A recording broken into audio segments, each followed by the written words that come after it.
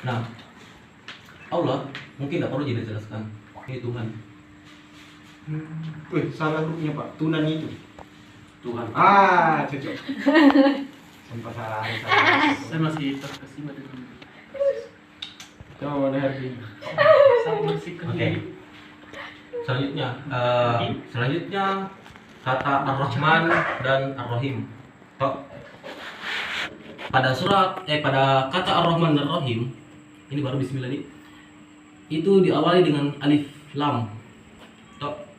Segala sesuatu di dalam bahasa Arab yang dimulai dengan alif lam itu menunjukkan kata atau menunjukkan sesuatu bentuk yang sudah sempurna. Nah, jadi pada kata Bismillahirrahmanirrahim, Ar-Rahman Ar-Rahim ini berarti yang menunjukkan sifat-sifat Allah, sifat-sifat atau nama-nama Allah ini sudah tersempurnakan nih dari segi sifatnya. Manusia bisa saja Rahman, tapi cuma Allah yang bisa Ar-Rahman, yang ada alif lamnya, yang bisa sempurna sifat Maha Pengasihnya dan Maha Penyayangnya. Itu alif lamnya. Yang berarti sempurna. segala bentuk.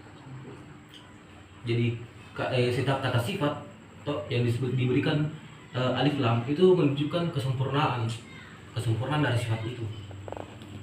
Nah, yang kedua, Ar-Rahman, Maha Penyayang. Maha Penyayang. Yang ini Maha Pengasih. Maha Pengasih dan Maha Penyayang. Terbalik. Iya lah? Iya. Langsung aja tes bagaimana fokusnya sekarang pendengar.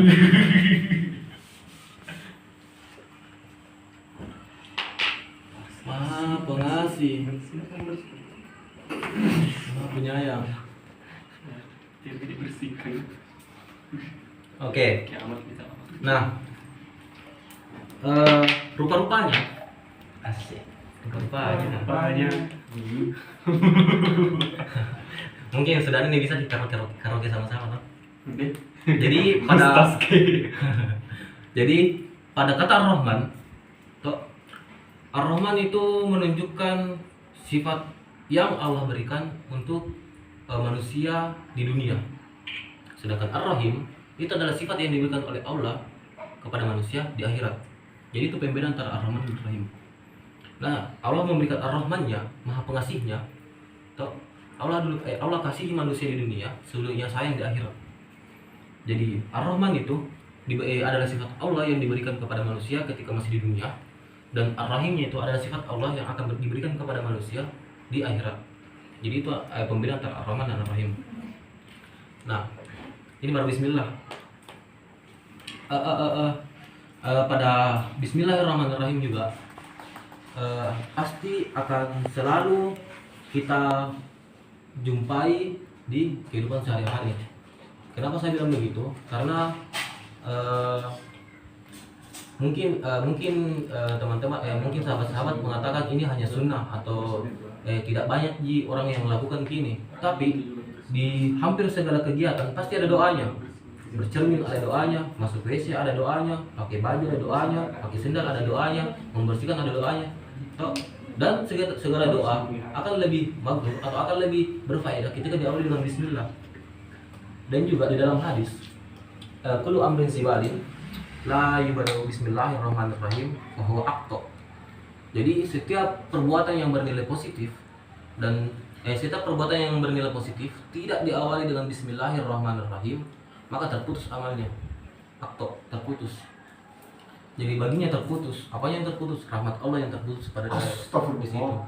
Rahmat terputus. Bukan lehernya rahmat, tapi rahmatnya Allah yang terputus. Rahmatnya diputus. Jadi itu yang ada dalam Bismillahirrahmanirrahim. Nah, di dalam dalam Al-Fatihah juga itu mungkin telat bahas tapi ada 25 nama di dalam surat Al-Fatihah. Selain Al-Fatihah juga Al-Fatihah mempunyai nama-nama lain. Ada sekitar 25-an atau lebih daripada itu. Nah, yang mungkin yang paling sering kita dengar, mungkin yang paling sering sahabat-sahabat dengar itu Ummul Kitab, induknya kitab induknya Al-Quran, atau Ummul Kitab kitab. Ada juga Sabaul Masani. Sabar. Masani 7 yang diulang-ulang, maksudnya 7 ayat yang diulang-ulang. Ada juga Al-Wafiyah. Al-Wafiyah yang artinya kesempurnaan. Denganmu asik. Ada juga yang dikatakan Al-Qawi. Al-Qawiyah. Al-Qawiyah yang artinya maha pelindung, yang melindungi atau pelindung. Ada juga yang dibilang ruqyah, ar-ruqyah. Artinya mantra.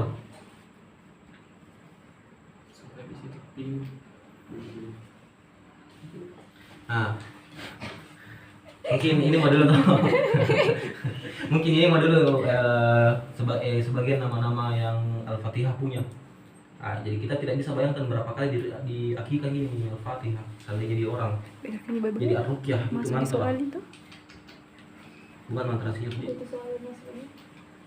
Nah, ini adalah sebagian dari nama-nama yang dimiliki oleh Al-Fatihah. Nah, saking urgennya, saking pentingnya, sampai-sampai Al-Fatihah ini mempunyai banyak nama. Kenapa? Oh, oke, kita bahas selanjutnya. Ini jadi sudah Bismillahirrahmanirrahim. Nah, apa itu? Nah jadi Oke, untuk kita Kepo. yang oke. Ayat pertama, Alhamdulillahi Rabbil Alamin.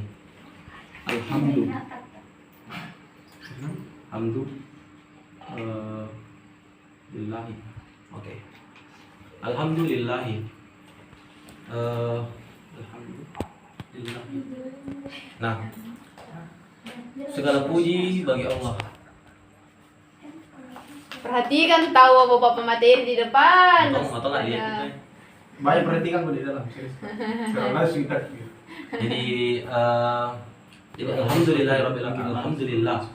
Nah, sebenarnya ada rahasia di balik kata alhamdulillah pada ayat pertama ini.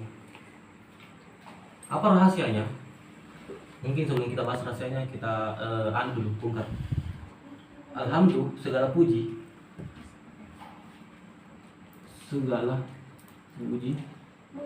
bagi Allah. Nah, rahasianya itu adalah ternyata untuk memuji seorang Tuhan saja itu menggunakan kalimat yang simpel, kalimat yang sederhana, hanya 2 kata, alhamdulillah. Tidak perlu menggunakan kata-kata yang panjang, kata-kata puitis. Tidak seperti manusia yang ketika melihat sesuatu atau melihat orang yang ingin dipujinya selalu berlebihan. Jika tidak karena lengkuk alismu yang menawan atau apa dan sebagainya. Mata yang karika. Bisa saja begitu. Tuhan saja untuk memuji Tuhan saja untuk memuji Tuhan kita menggunakan kalimat orang Tuhan. untuk memuji Tuhan saja itu menggunakan 2 kalimat yang sederhana, alhamdulillah. Berarti artinya apa? Ketika memuji seseorang, ketika ingin memberikan ungkapan positif kepada seseorang, kita itu tidak perlu berlebihan, hanya menggunakan alhamdulillah. Itu rahasia pertama yang ada di sini, pesan pertamanya. Nah, dan juga kalau kita lihat dari segi arti, segala puji bagi Allah. Berarti Allah ini kalau kita pakai penggunaan aturan bahasa Indonesia, Allah ini orang keberapa? Orang ketiga. Karena kalau kita dilihat dari segi arti kok, atau dari segi alhamdulillahnya, berarti Allah ini ada di posisi orang ketiga. Maksudnya kalau kita pakai aturan bahasa Indonesia, nah artinya apa? Ketika ingin memuji seseorang atau ketika ingin memuji sesuatu, jangan di depan orangnya. Berarti ketika kita mengatakan segala puji bagi Allah, berarti Kok Allah ini itu tidak tadi ada pada jelas, ada situ. Atau kita ketika ingin memuji seseorang, jangan di depan orangnya, tapi puji di belakangnya atau puji ketika orang itu tidak ada. Tidak ada pas sampai gitu Itu rahasia yang di kedua. dalam Jan. Tidak? Nah, Tidak di dalam? itu juga alasan kenapa di sini segala puji bagi Allah itu menggunakan bentuk kalimat orang ketiga. Di laptopmu Karena- kayaknya tadi deh. Pertama, Allah itu memang tidak bisa dilihat. Toh, kita ini hanya secil pasir yang berharap mendapat ridhonya. Toh, istilahnya begitulah. Alhamdulillah. Yang kedua, Rabbil Alamin.